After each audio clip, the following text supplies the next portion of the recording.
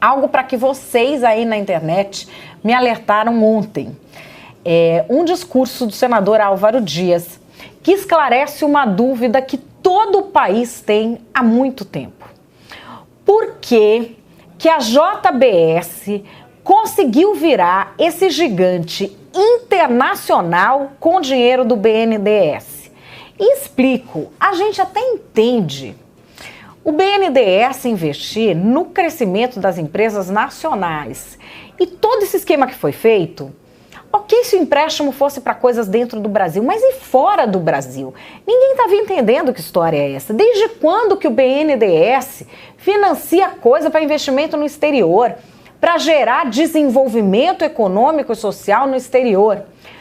Pois se descobriu desde o governo Lula, em 2007. O senador Álvaro Dias foi explicar em detalhes isso na tribuna do Senado.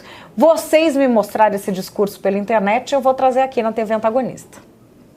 Foi por meio de um decreto, o decreto número 622, do dia 21 de dezembro de 2007, que o então presidente Lula modificou o inciso 2º do artigo 9º do Estatuto do BNDES, para permitir ao banco financiar a aquisição de ativos por empresas de capital nacional no exterior. Veja a sutil alteração promovida pelo presidente Lula. E agora nós conhecemos as consequências desta alteração. O decreto é o de número 4.418 e que altera o artigo 9º do Estatuto do BNDES, quando coloca: o BNDES poderá também, no parágrafo 2º, financiar a aquisição de ativos e investimentos realizados por empresas de capital nacional no exterior, desde que contribuam para o desenvolvimento econômico e social do país. Contribuem com o desenvolvimento social e econômico de que país? Porque é evidente que quando a JBS, com recursos do BNDES, comprou frigorífico nos Estados Unidos, estava contribuindo para o desenvolvimento econômico e social dos Estados Unidos e não do Brasil. É evidente que o Brasil só perdeu. Após essa mudança no Estatuto Social do BNDES, o governo federal aprofundou o processo de endividamento da União para direcionar mais dinheiro ao BNDES.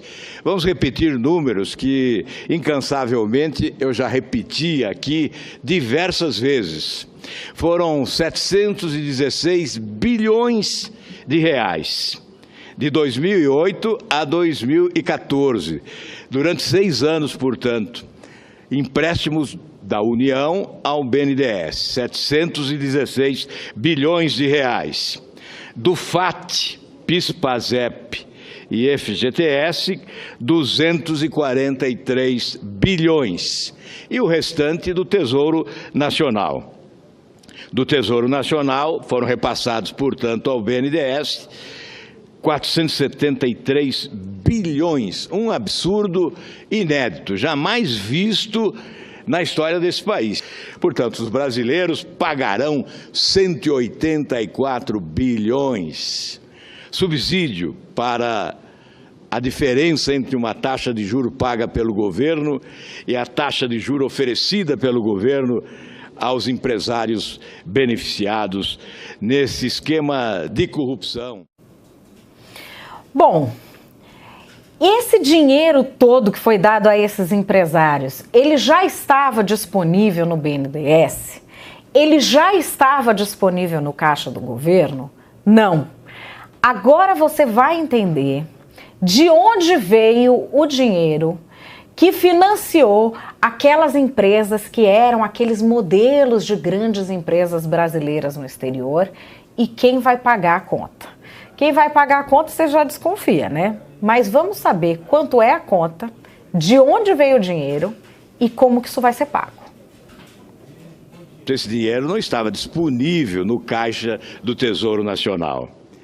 o governo foi buscar esse dinheiro, emitindo títulos públicos, foi buscar esse dinheiro emprestado, pagando juros de mercado, juros taxa Selic, a 14,25%.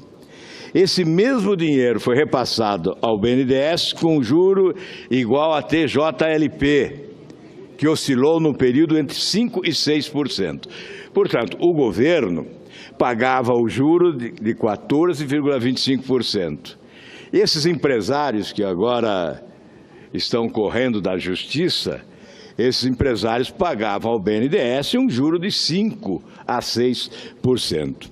E essa diferença, quem cobria essa diferença? Quem cobria essa diferença? Ora, você que está ouvindo esse discurso agora e que paga impostos.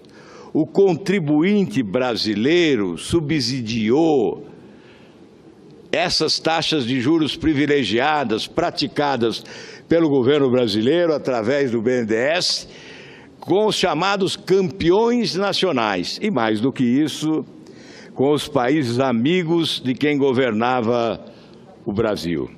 Cuba, Angola, Venezuela, Equador, enfim, países mais próximos ideologicamente daqueles que governavam o nosso país, com o benefício de recursos facilitados.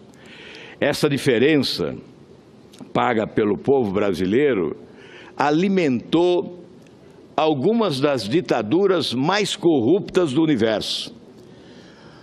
Alguns ditadores tiveram sobrevivência graças a esses recursos que saíram dos cofres dos trabalhadores brasileiros, especialmente, através do FAT, do PIS/PASEP, do FGTS. Recursos pertencentes aos trabalhadores brasileiros foram repassados para alimentar as ditaduras sanguinárias de outros países, alimentando também a corrupção internacional. Bom, para vocês terem uma ideia, em Angola, o ditador José Eduardo dos Santos está deixando o poder, coisa que ele já havia ameaçado fazer diversas vezes, mas ao contrário de todos os prognósticos de estudiosos, ele não está passando o poder para nenhum de seus filhos. Ele está passando o poder para o ministro da Defesa, depois que o seu caixa parou de ser alimentado, de ser inundado com dinheiro de empreiteiras brasileiras e depois que o marketing parou de ser resolvido pela mão amiga que ele tinha em solo angolano sempre que a coisa apertava. A gente tem essa crise já tendo desdobramentos internacionais. E agora fica a pergunta: quem é que vai investigar por que em 2007 se decidiu que o BNDES passaria a financiar atividades internacionais? Isso naquele momento era para o nosso bem? Era para o bem do Brasil? Pode ser que seja, mas é uma resposta que o Brasil espera.